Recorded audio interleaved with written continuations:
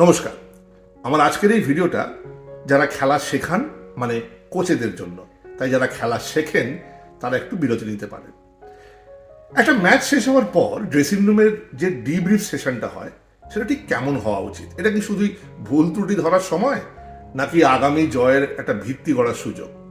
আমার মনে হয় খেলার পরের যে সংক্ষিপ্ত আলোচনা বা পোস্ট ম্যাচ সামারি, সেটা কার্যকর করতে আমাদের তিনটি মূল বিষয়ের ওপর একটু নজর দেওয়া জরুরি।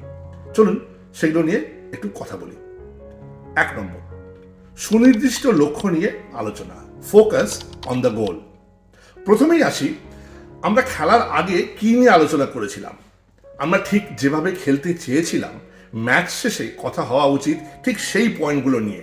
ধরুন আমাদের লক্ষ্য ছিল মাঠে দুর্দান্ত পার্টনারশিপ বা পারস্পরিক বোঝাপড়া এগুলো গড়ে তোলা, তাহলে ম্যাচের শেষে আমরা কথা বলবো সেই পার্টনারশিপ তৈরির কাজে আমরা কতটা সফল হয়েছিলাম।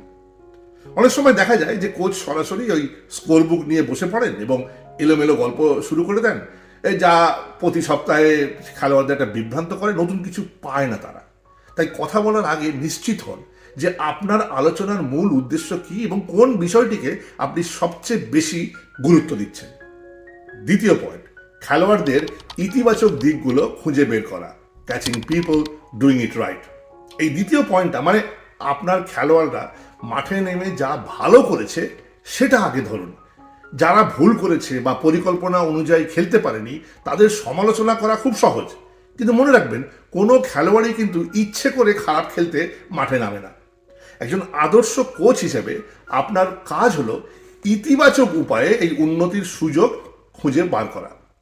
তাদের উপর নিজের সিদ্ধান্ত চাপিয়ে না দিয়ে বরং প্রশ্ন করুন যে তোমার কি মনে হয় এই জায়গাটা আমরা আর কিভাবে ভালো করতে পারি, অথবা আগামী প্র্যাকটিসে এমন কি করলে তোমার খেলা আরো উন্নত হবে বলে তোমার মনে হয়। এতে কি হয়, এতে খেলোয়াড়দের দায়বদ্ধতা নিতে শেখাতে পারলেন এবং সেটা কাজে দেয়। এবং সব শেষে 3 নম্বর পয়েন্ট, জনসমক্ষে প্রশংসা, গোপনে পরামর্শ, প্রেস পাবলিকলি, কারেক্ট প্রাইভেটলি। সবচেয়ে গুরুত্বপূর্ণ পয়েন্ট হতো এটাই, কখনো জনসমক্ষে কারো সমালোচনা করবেন না।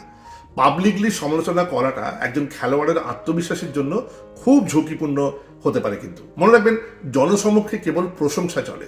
যদি দেখেন কেউ প্রচেষ্টায় খামতি রাখছে বা শৃঙ্খলা ভাঙছে, তবে তার সাথে আলাদা করে একান্তে কথা বলুন। তাকে জিজ্ঞাসা করুন যে সে কি অনুভব করছে, কেন করছে, বা আপনি তাকে কিভাবে সাহায্য করতে পারেন। কোচ এবং খেলোয়াড়ের সম্পর্কটা যখন একটা পার্টনারশিপের রূপ নেয় না, তখনই কিন্তু সেটার ফলাফল আসে এবং দারুণ ফলাফল আসে। সবশেষে বলি, যদি এই 3টি দিক মাথায় রেখে আপনি আপনার পোস্ট ম্যাচ সামারি পরিচালনা করতে পারেন, তবে বিশ্বাস করুন আপনি কিন্তু একজন কোচ নন, একজন দুর্দান্ত মেন্টর হিসেবে নিজেকে প্রমাণ করবেন। খেলাধুলা মানে তো শুধু জয় পরাজয় নয়, বরং একসাথে এগিয়ে যাওয়া।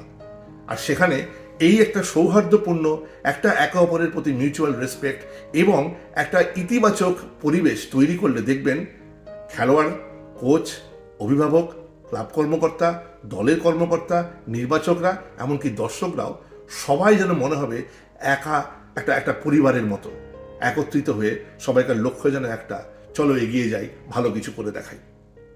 ভালো থাকবেন।